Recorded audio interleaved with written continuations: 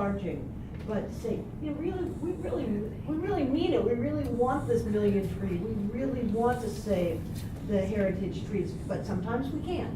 So you will then do some, you know, fee in lieu or something, but I'd like us to stretch a little bit, and think of it, and maybe look at what Portland and Vancouver and others that we think are pretty cool, what they're doing. Yeah, let's do it. I think this is Steve, and I think that that's a good idea. Part of sometimes what people do is phasing something in. You say for the first year, or maybe the first 2 years, well, you do it for free, and you try to see how it shapes up, get people used to it, and maybe add in costs later once people have gotten used to the system.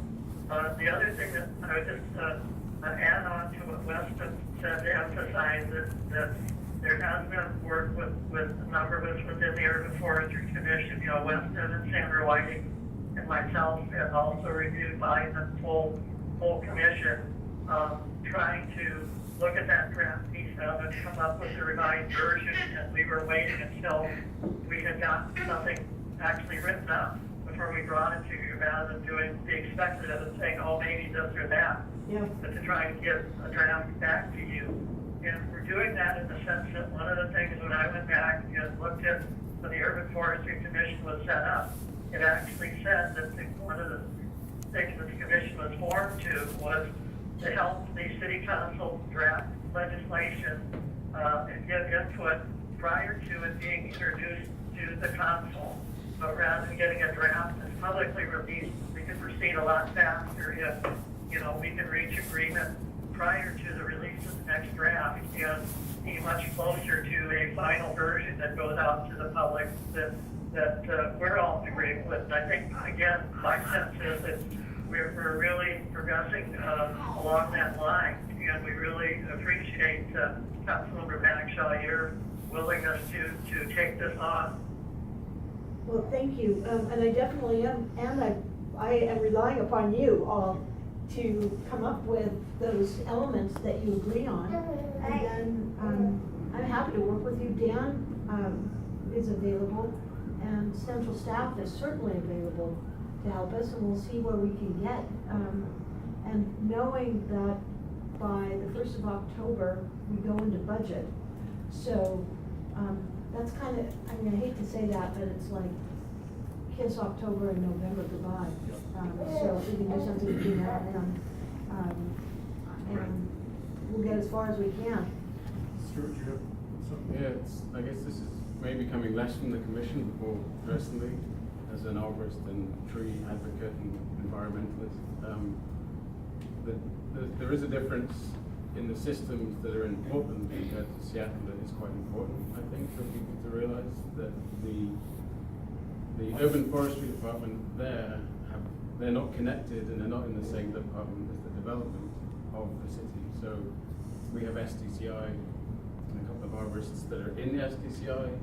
They have the urban forestry department that's completely separate. So when trees are under threat, there's a kind of difference in the way the departments interact, and their commission and public groups can work to help protect these trees and work, you know, kind of legally and within city codes to deal with the development aspects. And I think that currently, and I guess it's been this way for a long time, that there's a big contradiction between Seattle's development department and the tree protection codes and the people who try and enforce them, who are just a couple of arborists that basically aren't enough people. But I just see a huge conflict that happens in so many cases, and I've seen about 10 different exceptional trees in the past 2 weeks be removed based on highly spurious hazard tree assessments by contractors and property owners, tree services, and it seems like eventually it kind of hits this point where the SDCI department checks everything, basically just overrides the knowledgeable arborists within the department, which then leaves trees gone. So how does Portland work with that, Stuart? I mean, I hear what you're saying, and then how in a city like Portland, do they, manage to enforce the rules? I think there's just more interplay between, I guess, the legal department, the public groups that are trying to protect trees, and the urban forestry, and the, I guess, the urban forester, Yeah. the city arborists. It seems like they just have a bit more authority, from what I sense, having dealt with certain situations, being invited to look into tree removals that are happening when it's a tree that shouldn't be taken down technically by the current codes of the city, but through different loopholes, I guess, the tree has been marked for removal. I think in Portland, this portion is being, I guess, discussed openly and interdepartmentally.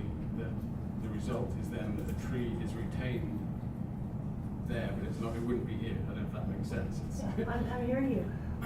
Well, I think that's a recommendation that this board can also make. Yeah, and I know that it's probably hard to suddenly just change the whole way that trees Oh, yeah, are looked at by nothing's the gonna be city, but- sudden, but you've got a good idea Okay. that we should One- explore. And changing the structure of how trees are managed in the city has been one of these ideas that's been around for a long time, and it is also included in then Mayor Burgess's executive order, asking to look at how tree issues are handled, right now existing within half a dozen plus departments.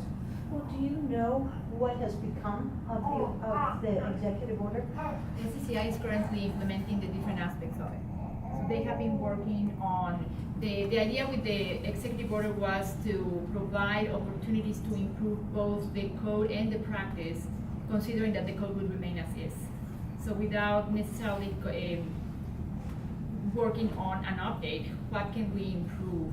And SDCI has been working from producing a director's rule that would more clearly specify fines for violations, to clarifying the term hazardous. So they have been working in adding an additional arborist to be more effective at reviewing permits. So SDCI has been actively working to implement that director's rule. And that was kind of like, the commission looked at it as a parallel track on the opportunity to update the ordinance. The big problem with the implementation of Burgess' executive order is one of the things that I brought up before with the council is that the city has set up an Acela database system, and what we have learned from the Urban Forestry Commission and feedback is that they cannot put tracking of trees into the Acela database system, even though it was recommended by the subcontractor. We're told. The thing is, it should be put into the system to track the data, actually for tracking tree loss and replacement are on the site plans that developers submit to the city. They have to put on those site plans the tree diameter, the tree species, the drip line of the tree. So it's just a matter of transferring that information into a database system, and we would then have a much better idea of what is happening with tree loss and also the replacement of trees for each development project. And this would be a big help for us understanding what is going on with tree loss and replacement in the city, and the Urban Forestry Commission has been recommending this for a number of years. We'd really like to see that added to the Acela database system that SDCI tracks the tree loss and replacement in their database system. So is that another FTE required if we're looking at permitting and somebody else to do the? It's totally a good idea, it's just like who does it? I don't know if any of us would be qualified to answer that, but I would say that in theory, the system that we have now is established such that it could hold the information we're looking for. In theory, that information is already being collected, it's just not being input. So it shouldn't be the development of a whole new system we're talking about here. We're talking about using the tools that are in place to support the So program data entry, management. huh? Yeah, at least theoretically, it should be the cost of like a tweak to the system, but it's just the internal business practice of entering the information, but, yeah. Okay, well, this has been very helpful for me. So Weston, Sandra, thank you for keeping Dan really closely informed. I'm happy to come back, sometime in the next month. Correct, To hear how yeah. you're doing. If, Sandra, if you have whatever, the ordinance was that you were happy with, let's start there, with the draft. Work through Dan's office, we'll see where we can get, and these guys will be glued at the hip. Sounds great. Good, thank you. Thank you so Thanks a much. lot. Really appreciate Appreciate it. all your time. Thank you. There's a public comment session starting in 10 minutes, Sally. Okay, good luck. Thank you. Appreciate it. Thank you so much. Yeah, do that. Thank you. Oh, careful for it. Oh. Thank you. Thank you. Thanks. Good to That's see you. good, yeah. Thanks. Nice job. Are there issues based on that conversation that we want to discuss? I know we will have public comments, I want to make sure, because we have a room full of folks who have time for that as well. But maybe just 5 minutes of immediate feedback. I have a clarifying question I didn't want to ask in front of people, or it might be a really dumb question. No such thing. So, well, you haven't heard yet. So one of the things I've been thinking about is, just in general, is I feel like one of the places we're getting stuck on the idea of the fees is that it's still unclear to me, are the fees the sole funding of the program? Because I think one of the things that I observe is that we want lower fees to incentivize adoption and compliance, but we want higher fees to be able to fund the program and to be able to deliver a quality of service that will also incentivize people to participate. And I think that these are probably two separate things.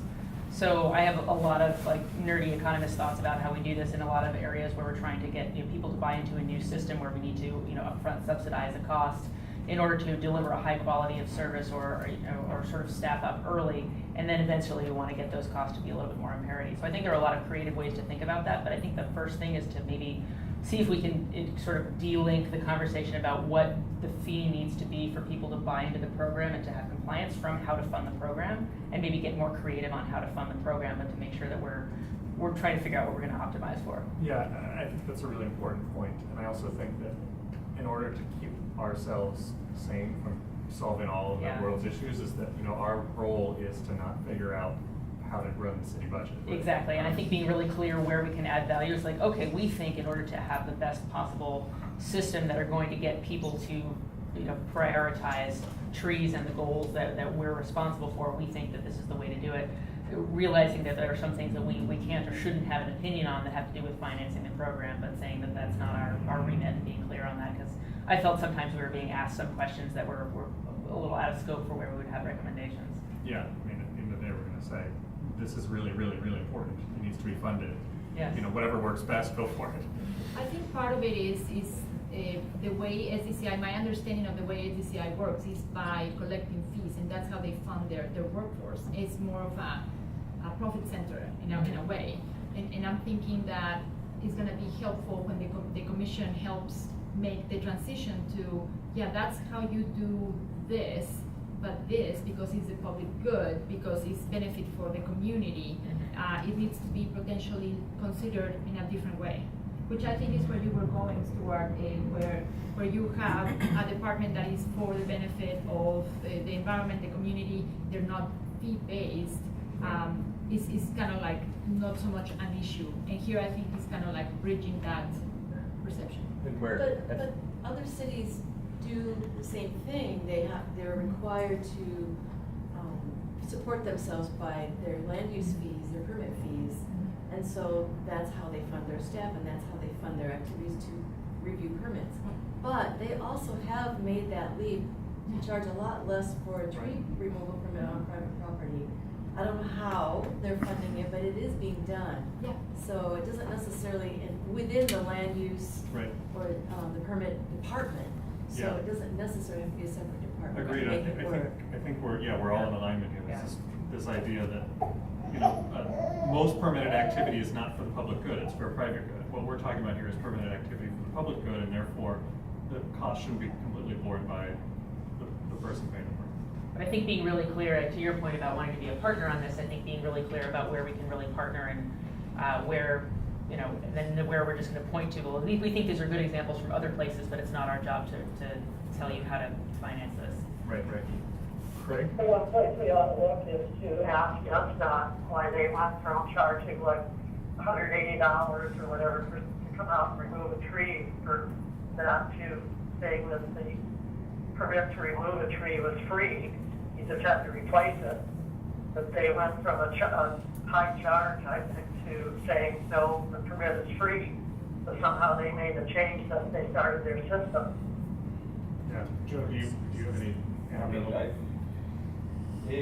I can't tell you exactly what our permit fees are. They're not all free, but the other thing is that the arborist office is not funded by permit fees. We're generally funded.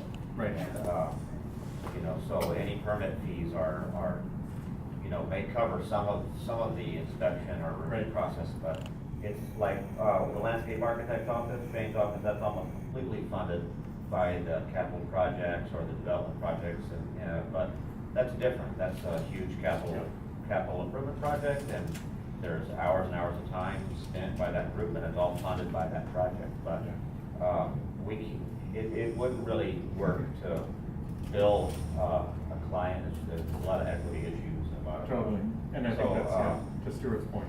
Yeah, and so there has to be some general funding for those positions, and I really don't want to speak for SDCI as a representative of SDOT here. I'm just, but I would say that's how it would have to be. Appreciate it. Craig? That was similar, just SDOT, seems to, it's not fee supported, then they do a similar function. Very good. Anything else, please? The recent input that we've been getting from the community about maybe reconsidering some kind of a minimum tree density requirement or canopy cover requirement on single family properties, maybe we want to revisit, because they make really valid points about, well, if you get to take out one tree a year, maybe in 5 years we won't have any trees left, and there were no criteria for saying no. Maybe you came in and said, I want to take out a tree, okay, here's your permit. Well, there would be no There's trees left because we're requiring replacement. replacement on that lot, for example. Well, Maybe losing yeah. significant trees being replaced by small trees that'll someday maybe be big, but just thinking maybe we want to talk about it some more. That's just a Yep, suggestion. and I know that was one of the things that Dan from Councilmember Bagshaw's office actually brought up, that notion of, and again, this is one of those, perhaps we need to keep adjusting what the amount is. Is it, we've recommended 2 trees a year maximum. Maybe it's 2 trees and we say it's 24 months or 36 months or 48 months. Or, we adjust the time as well as the number of trees. So I think Or there's we a look lot at of issues to maintaining a discuss minimum there. canopy coverage on every single family lot of some sort. I think the way one of the Kind of a hybrid of was what's that been if you're proposed. requiring developers to have a certain number of trees on the property that they redevelop, you should have the same minimum requirement on developed property in terms of how many trees people can remove. I think that's the point you're trying to get to, is why do developers have that requirement, and then you're saying the homeowner could theoretically, in the space of a couple of years, remove all of their trees if they were not exceptional. Right, I mean, I think that's perhaps exactly how you do that merged approach, Sandra, is that you look at the fact we already have this established minimum when you put in a new structure, right? You do a new development, you have a minimum number of trees, that should be the minimum that holds. Anyway, I think it's great, can we get it on the agenda to discuss at the next possible chance? Okay, I'm gonna cut us off there to give ample time for our guests. But I think we'll be in touch particularly about engaging with city staff as soon as possible. We have Heidi, did you want to speak again? Yeah, I'll make it really brief. I'm speaking in my personal capacity as a resident, but I do work for the Stormwater Center at WSU, and I work on peat sound recovery. I've been tracking these issues for a long time, and I hope over the course of time that we can have more of an emphasis in our laws on tree retention. And a recent report that came out through the King Conservation District with many of its partners points out to the direct correlation between tree canopy and stormwater, and maybe with an encouraging nod to include it or update it as part of the stormwater code. And there's some copies that I brought from Brandon Lee. There's not enough to go around, I'm sorry, she gave me what I could carry in my bag. I also want to just make a notation that I think that the level of literacy around what the law and value of trees is exceedingly low. There is not one person I know who is a property owner, including many friends who are greenies who have taken out trees. They have absolutely no idea what the laws are. I think there is rampant violation of the law. I hope that we can also restrict the definition of hazard trees, which seems to be like incredibly generous and kind of invites gaming of the system, which you all know already, and then also to completely revamp the exceptional tree definition, which was well intended but is still incredibly narrow. And I know that these are really difficult issues because you're also dealing with the whole housing thing. And just as a closing note, sorry, this is not your thing, but the loopholes in the 2010 code amendments, which are allowing these 4 and 6 packs, have to be closed because there is no room for anything. So every lot that I see that gets redeveloped is scraped clean and pathetically clean, but it's not going to do the trick. So anyhow, thank you. Great, thank you. Next, we have Martha. Actually, I'm speaking in a personal capacity as well, and Heidi has really said, I think, said it all here, but I live in the Ballard area, I've been there for 5 years now, and the amount of tree loss to development is absolutely astonishing. And I second Stuart's point, the number of trees being lost is just completely mind-boggling, massive. So I'm very puzzled by the lack of data of how many trees have been removed in this city, especially over the last 10 years. I find that there's not a database to track it. It is just completely astonishing. So I would certainly suggest that happen soon. And then regarding the fee, lastly, this fee business, if trees are being taken out right and left already, I don't see what the point is in making the fee, sort of palatable. I mean, if people are ignoring that, if I'm missing something here, please clarify. But if people are, taking trees down because they know they can get away with it, what difference does it make as to how high the fee is? Why is that such and such an issue? Proposing here is to really expand the universe of trees that are gonna require a permit. Okay, that's what we're talking about.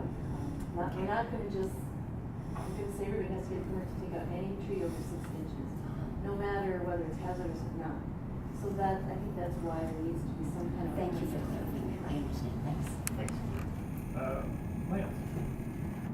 Lance. My name's Lance Young. I work with Interurban Trees, Tree Pack, and Sandra, thanks a lot for bringing up the issue of minimum lot coverage.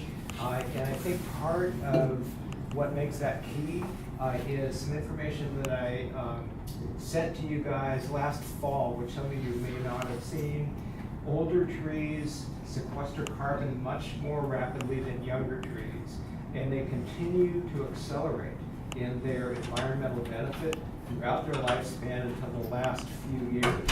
So if you take out, even an 8-inch tree and you replace it with 2 or 3 little trees, it's going to take 30 or 40 years before those start to replace the value.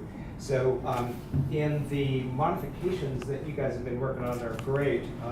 Having the significant trees be 6 inches or larger, I think that's fabulous. Having a maximum number of trees you can remove off of a private lot, because people do have to do that when things are in the way or there's a problem. Limiting that to 1 or 2 trees over a period of time. But in addition, you need to have a minimum lot coverage.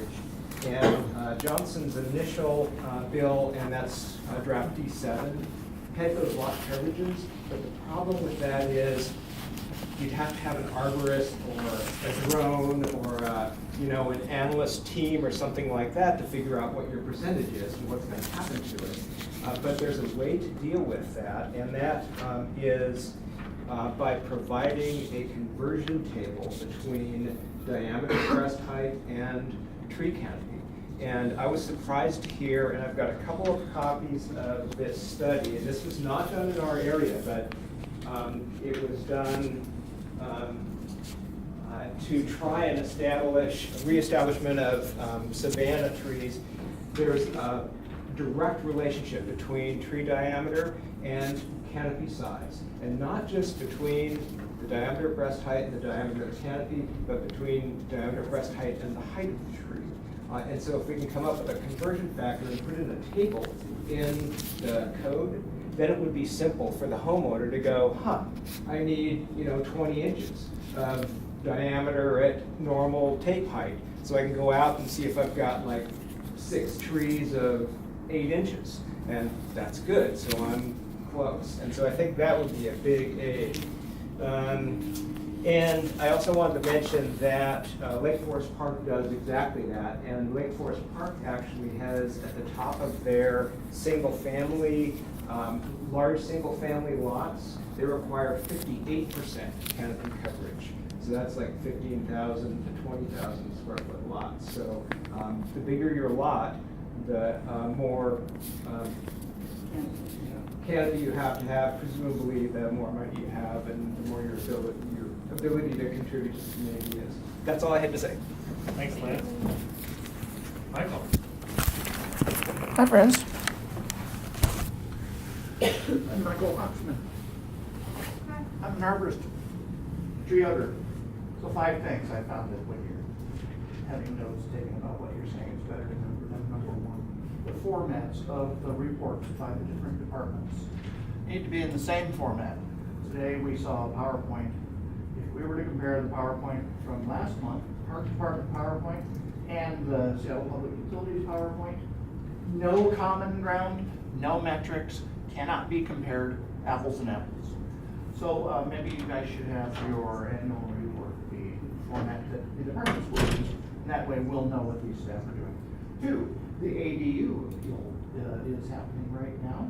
What would happen if the accessory dwelling unit ordinance's environmental impact statement were overturned by the hearing examiner? Boy, that would say something. The Queen Anne Elementary School construction project had a SEPA declaration that there would be no trees removed to remodel that school for $41 million. However, the Parks Department stepped in and pretended like it was a risky tree, a hazardous tree, and they removed it in violation of the SEPA disclosure. So the Parks Department has left itself in threat of a lawsuit, and they put themselves in bed with unscrupulous developers who claim trees are horribly unsafe. And number 4, an annual conference. I wrote you a letter on April 3rd saying, please have an annual conference. And number 5, this is probably the first time anybody's ever heard this one. Where is the legal opinion about the fee in lieu legality? There is a high likelihood that it will be illegal for you to charge people for taking down their own tree. So has Council Central staff got an opinion from the city attorney? I highly doubt it. But if Sally said appeal 3 times, and that is what would be appealed. Is people are going to have to buy the tree off themselves, and somebody is going to either appeal and sue for that. So thank you for letting me get through my list of 5. Yeah, thank you. Very informative. Yeah. We'll correct. So hi, my name is Jessica. And I have a lot to say, but one last thing is, the city leader, I wouldn't say to the city, we need 1 per year, take out trees with no permitting costs. I feel like that would be like, oh wow, I have a year to do it. I feel like that would become a rush of people thinking, oh, okay, great, so if we're gonna go free for whatever the duration, we'll just say free. And not say just for this year. So, Great point, thank you. Thanks, everyone. I appreciate you all staying a little bit longer. It was a busy day, but that's how it goes. Appreciate it, and we'll see you next time. Thanks for hosting Councilmember Bagshaw. That was very interesting and very important.